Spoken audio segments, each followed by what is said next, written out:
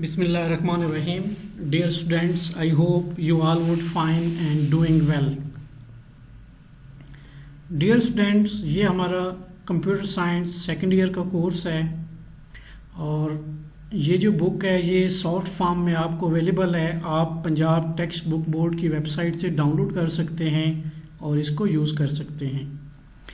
अभी अगर आप देखें तो आपके सामने ये कंटेंट है, इसमें आपके टोटल 14 चैप्टर हैं। इन 14 चैप्टर को हमने दो पार्ट्स में डिवाइड किया है। एक सेक्शन जो है वो चैप्टर 1 से लेके चैप्टर 7 तक है और दूसरा सेक्शन जो है वो चैप्टर नंबर 8 से लेके चैप्टर 14 तक है। और इसमें अगर मार्क्स की डिवीज़न किए जाए कि पेपर में से कौन से चैप्टर में से कितना पेपर आता है, तो अगर देखा जाए तो चैप्टर 8 से लेके चैप्टर 14 तक हैं, जो तकरीबन 1 2 3 4 5 6 7 चैप्टर हैं। इसमें से आपका 50 मार्क्स का पेपर बनता है, तकरीबन 50 मार्क्स या 45 मार्क्स का। और जो फर्स्ट 7 चैप्टर हैं इसमें से तकरीबन 25 30 या 20 मार्क्स का पेपर बनता है, क्योंकि आपका कंप्यूटर साइंस का 75 मार्क्स का पेपर होता है और 25 मार्क्स का प्रैक्टिकल। तो डियर स्टूडेंट्स, मेरी कोशिश ये होती है कि जो इम्पोर्टेंट सेक्शन है उसको हम पहले स्टडी कर लें और उसके बाद हम फिर दूसरा सेक्शन स्टडी करते हैं। तो आज हम चैप्टर नंबर 8 से स्टार्ट करेंगे। पहले हम चैप्टर 8 9 10 11 12 13 और 14 को पढ़ेंगे, उसके बाद फिर हम चैप्टर 1 से स्टार्ट करेंगे। तो सबसे पहले हम जाएंगे चैप्टर नंबर 8 के ऊपर, पेज नंबर 131।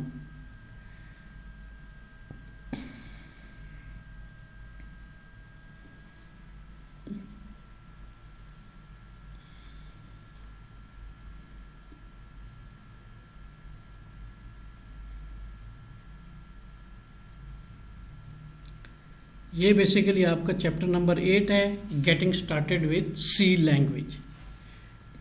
तो चैप्टर 8 बेसिकली स्टार्ट हो रहा है सी लैंग्वेज से और आगे जितने भी चैप्टर हैं 9 10 11 12 13 14, इसमें इन सब चैप्टर में हम सी लैंग्वेज को डिटेल में स्टडी करेंगे। ठीक है, तो सी लैंग्वेज बेसिकली एक प्रोग्रामिंग लैंग्वेज है।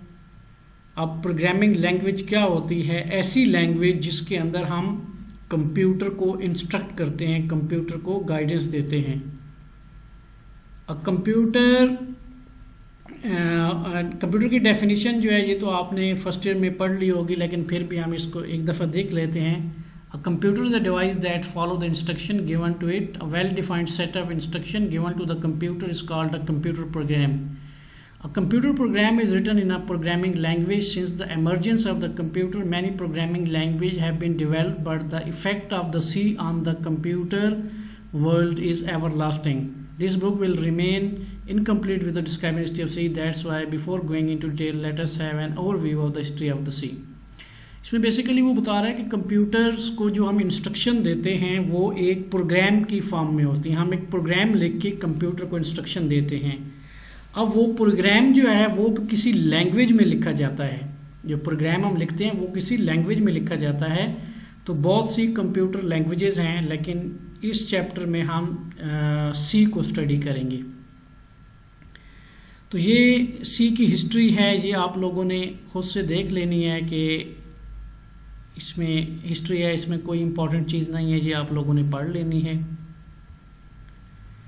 हाँ, उसके बाद जो क्वेश्चन हमारा स्टार्ट होता है वो है डेवलपिंग अ सी प्रोग्राम।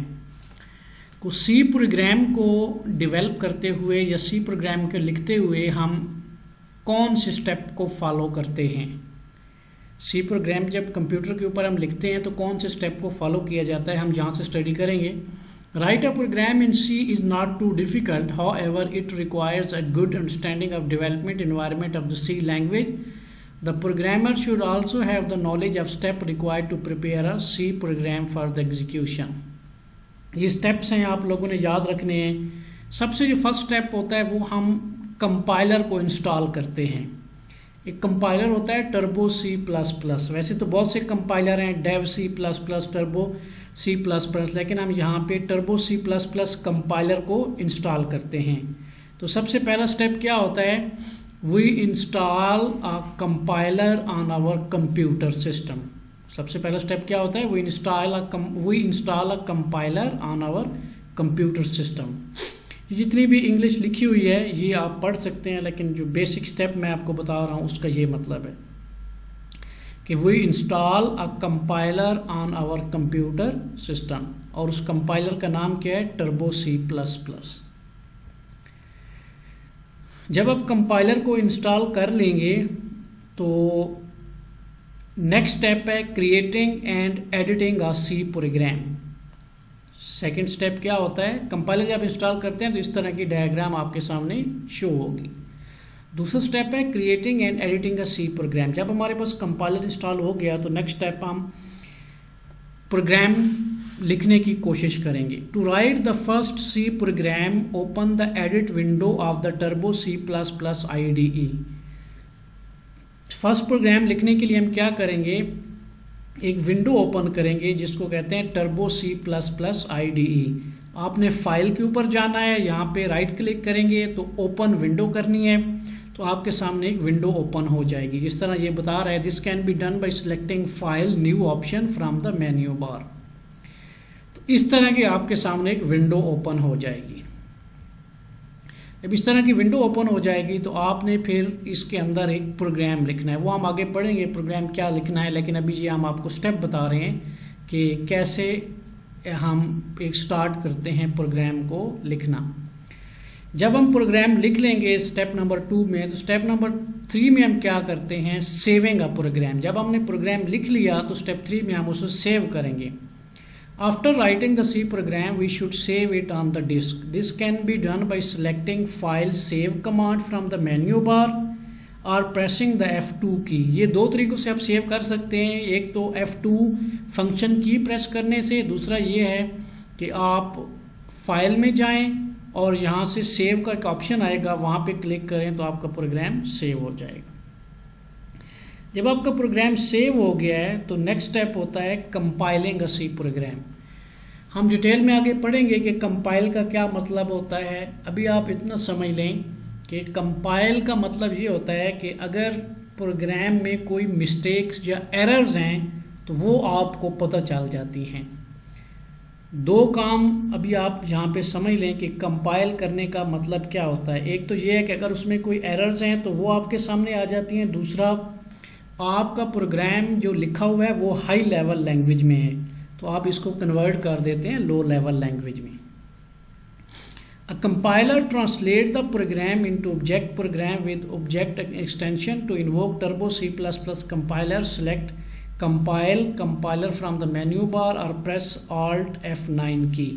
कंपाइल दो तरीके से आप कर सकते हैं, या तो यहाँ जाएं विंडो में देखें तो ये यहाँ पे कंपाइल का ऑप्शन है, या तो इस पर प्रेस करें, या फिर ये है दूसरा ऑप्शन जो आपके पास है वो है Alt + F9। जब आपने कंपाइल कर लिया उसके बाद नेक्स्ट स्टेप होता है linking a C program. Linking is a process in which object file produced by the compiler is linked to many other library file by the linker. और ये एक सॉफ्टवेयर होता है लिंकर, ये सारा काम परफॉर्म करता है। The linker is a program that combine the object file with additional object files. Last step होता है एग्जीक्यूटिंग अ C प्रोग्राम। जब आपने सक्सेसफुली इसको कंपाइल कर लिया तो अगला स्टेप हम क्या करते हैं, उसको एग्जीक्यूट करते हैं। After successfully compiling and linking the program we are now ready to execute it. For execution the program must be loaded into the memory. This is done by loader. Loader is a program that places executable file in the memory. तो ये 6 steps थे और ये diagram में बताया गया है कि ये 6 steps हैं एक प्रोग्राम को लिखने के लिए। ये आप सब लोगों ने अच्छी तरह इसको मेमोराइज कर लेना है कि ये 6 steps 1 by 1 आपको याद होने चाहिए। उसके बाद इंशाल्लाह नेक्स्ट लेक्चर हमारा कल होगा। Thank you so much.